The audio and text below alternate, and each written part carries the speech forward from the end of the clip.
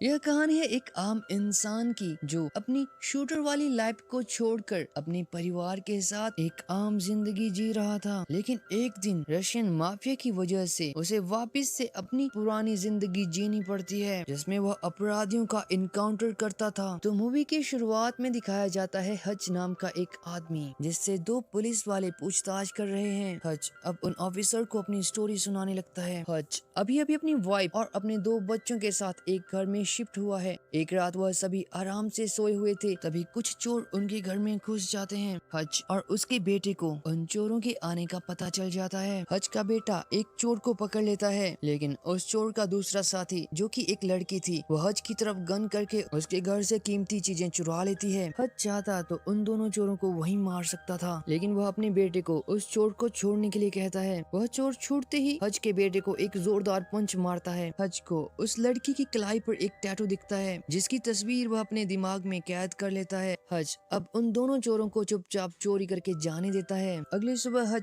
जैसे ही अपने ऑफिस जाने लगता है, तब उसका पड़ोसी उससे कहता है कि अगर वह चोर हमारे घर में घुसे होते तो मैं तो उन चोरों की बैंड बजा देता। हच भी अपने पड़ोसी की बात को चुपचाप सुनता रहा। हच भी अब इन सब बातों को इग्नोर करके चुपचाप अपने ऑफिस चला जाता है। ऑफिस पहुंचने के बाद हच का बॉस जैसे ही वहां आता है, वह उससे उसके ऑफिस को खरीदने की बात कहता है, जिसमें एक मैकेनिकल वर्कशॉप भी है। हच अब अपने ऑफिस रूम में जाकर एक रेडियो ट्रांसमीटर की मदद से अपने एक खास दोस्त से बात करने लगता है। हच उसे अपने घर में आए चोरों के बारे में भी बताता है। अपने दोस्त से बात करने के बाद हच अपने डैड के पास जाता है, जो कि एक नर्सिंग होम में रहता है। अपने डैड के साथ गप्पे शप्पे मारने के बाद वह अपने घर आ जाता है, जहाँ उसे पता चलता है कि उसकी प्यारी बेटी का एक ब्रेसलेट चोरी हो गया है। हच सोचता है कि शायद उन्हीं चोरों ने उसकी बेटी के ब्रेसलेट को भी चुराया होगा, इसलिए हच अब उन चोरों की तलाश करना शुरू कर देता है। उसी रात हच अपने डैड के पास जाता है और उनके कमरे में रखे क्रेडिट कार्ड, गन और उसकी गोलियों को लेकर उन चोरों का पता लगाने के लिए चला जाता है। हच को पता था कि उन चोरों में से एक लड़की की कलाई पर टैटू बना था, इसलिए हच अब एक फेमस टैटू शॉप पर जाता है, जहाँ काउंटर पर उसे वह टैटू दिख जाता है जो हच ने उस लड़की की कलाई पर देखा था। हच उन्हें अपने डैड का आइडेंटिटी कार्ड दिखाकर उनसे उस लड़की का पता पूछने लगता है, जिसकी कलाई पर उन्होंने वह टैटू बनाया था। उस शॉप का ऑनर हच को उस लड़की के बारे में बताने के लिए मना करता है। तभी हच उस शॉप के ऑनर को कुछ पैसे देने की कोशिश करता है। इसी बीच वहाँ खड़ा एक आदमी हच की कलाई पर एक ऐसा टैटू देखता है, जिसे देखकर वह डर जाता है और एक कमरे में जाकर छिप जाता है। अपने आदमी को कमरे में छिपता देख उस टैटू शॉप का ऑनर हच को उस लड़की का एड्रेस दे देता है। हच जल्दी से उस एड्रेस पर पहुंचकर उन दोनों चोरों से अपनी बेटी के ब्रेसलेट के बारे में पूछने लगता है। वह दोनों चोर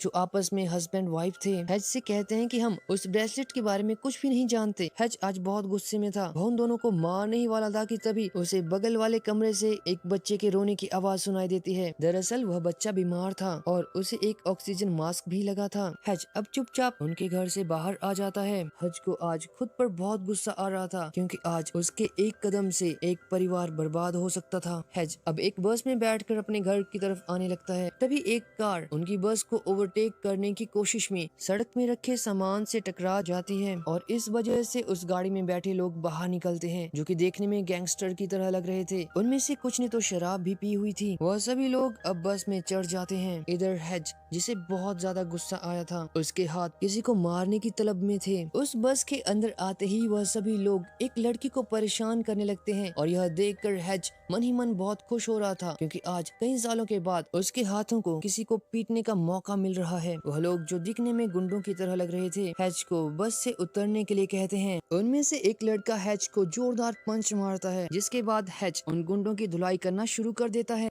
हच उस लड़की को भी गाड़ी से बाहर निकलने के लिए कहता है, जिसे वह गुंडे छेड़ रहे थे। उनमें से एक गुंडा हच की कमर में चाकू घुसा देता है और हच उसी चाकू को कमर से बाहर निकालकर उन सभी गुंडों को बहुत मारता है। उन गुंडों की धुलाई करने के बाद हच अपने घर वापस आ जाता है, जहाँ पर उसकी वाइफ उसकी चोटों पर मरहम पट्टी करती है। उस रात एक मशहूर गैंगस्टर के मोबाइल पर एक कॉल आती है, जिससे उसे पता चलता है कि उसके भाई टेडी और उसके साथियों को किसी ने बुरी तरह पीटा है और अब वह सभी हॉस्पिटल में एडमिट हैं। इस मशहूर गैंगस्टर का नाम यूलियान है, जो कि रशिया की माफिया को ऑपरेट करता है। यूलियान जल्दी से हॉस्पिटल आता है। वह अपने भाई टेडी की इस हालत को देखकर बहुत गुस्से में आ जाता है। तभी टेडी के साथी यूलियान को बताते हैं कि हम सबको पीटने वाला कोई गैंग नहीं है, बल्कि हमें एक आदमी ने पीटा है। टेडी का दूसरा साथी यूलियान को एक क्रेडिट क्रेडिट कार्ड देता है जो उसे बस में मिला था। अगली सुबह हज अपने परिवार के साथ ब्रेकफास्ट कर रहा था कि तभी उसे अपने दोस्त की कॉल आती है। यह हज का वही दोस्त था जिसके साथ वह हमेशा अपने ऑफिस रूम से रेडियो ट्रांसमीटर के जरिए बात किया करता था। वह उसे बताता है कि तुम अब मुसीबत में फंसने वाले हो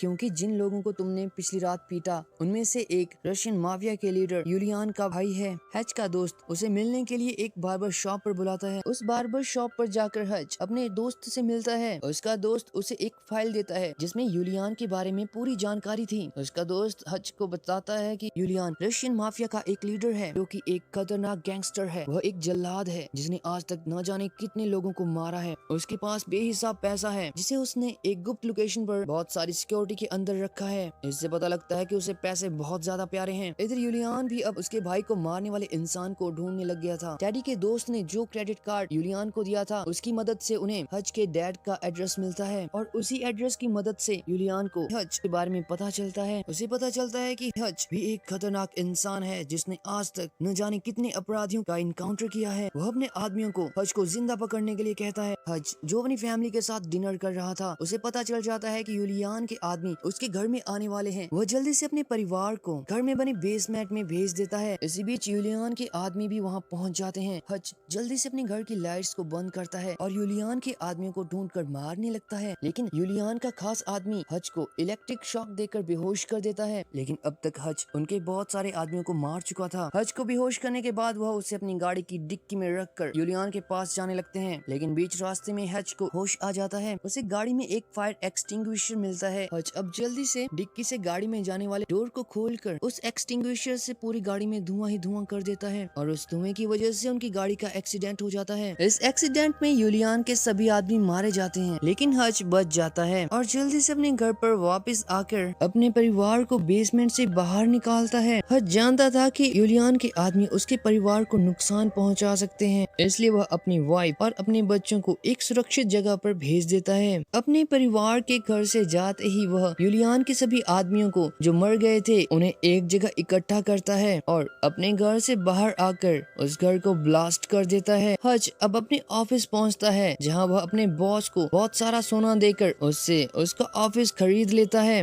यूलियान के आदमी हज के डैड को मारने के लिए जाते हैं लेकिन उन्हें हज का डैड बड़ी आसानी से मार देता है। इधर यूलियान को यह पता चलता है कि उसके सभी आदमी जो हज और उसके डैड को मारने के लिए गए थे वह सभी मारे जा चुके हैं। यूलियान अब कॉल करके अपने सभी आदमियों को एक जगह इकट्ठा होने के लिए कहता है। इसी बीच दिखाया जाता है कि हज जिसने अपने बॉस के ऑफिस को खरीदा है उसमें एक मैकेनिकल वर्कशॉप भी थी जिसे वह अब एक जंग के अड्डे की तरह तैयार करने लगता है। हज उस वर्कशॉप में बहुत सारी माइंस को बिछाता है। वह कई बॉटल्स में कुछ ऐसे स्क्रू डालता है जो फटने पर बंदूक की गोली की तरह काम करेंगे। हज अब रेडियो ट्रांसमीटर की मदद से अपने दोस्त के साथ बात करता है और उसे अपने प्लान के बारे में बताता है। फिलहाल उसका दोस्त उसे यूलियान की गेम बजाने के लिए मना करता है। वैसे हज यूलियान को छोड़ भी सकता था लेकिन यूलियान तो उसके घर तक पहुंच चुका था, इसलिए अब हज उसे जिंदा नहीं छोड़ सकता था। हज अब अपने सभी हथियारों को इकट्ठा करता है और उन हथियारों को लेकर यूलियान के उस अड्डे पर जाता है जहां पर उसने सारा पैसा छुपा कर रखा था। हज यूलियान के सभी आदमियों को मारकर उसके पैसों को आग लगा देता है और यूलियान के पैसों को आग लगाने के बाद वह सीधा यूलियान से मिलने के लिए उसके पास जाता है जहां यूलियान के आदमी उसको घेर लेते हैं। हज अपने साथ वहां पर एक बॉम्ब भी लेकर आ गया था जिसे देख यूलियान और उसके आदमी डर जाते हैं। वह अपने आदमियों को बाहर भेजकर हज के साथ अकेले बात करने लगता है। यूलियान को अभी तक उसके पैसों के जलने की खबर नहीं मिली थी। हज उससे कहता है कि तुम्हारी वजह से मेरी सालों की मेहनत से बनाया हुआ घर तबाह हो गया, इसलिए मैंने भी तुम्हारे सालों की मेहनत को बर्बाद कर दिया है। यानी कि जो भी पैसे तुमने आज तक कमाए थे उन्हें मैंने जला दिया। मैंने तुम्हारे भाई को इसलिए पीटा क्योंकि वह इसी के काबिल था और अब हमारा हिसाब बराबर हो चुका है। यूलियान अभी भी अपने पैसों को खोने के गम में था। इसी बीच हज वहाँ से निकलकर अपनी कार में बैठ जाता है लेकिन उसके बाहर आते ही यूलियान अपने आदमियों के साथ उसकी गाड़ी का पीछा करने लगता है। हज जल्दी से अपनी गाड़ी को अपने ऑफिस ले आता है जहाँ पर उसका पीछा करते हुए यूलियान और उसके आदमी पहुँच जाते हैं और हज पर फायरिंग करने लगते हैं। इसी बीच हज का दोस्त जो उससे रेडियो ट्रांसमीटर पर बात करता था वह यूलियान के आदमियों पर फायरिंग करने लगता है। तभी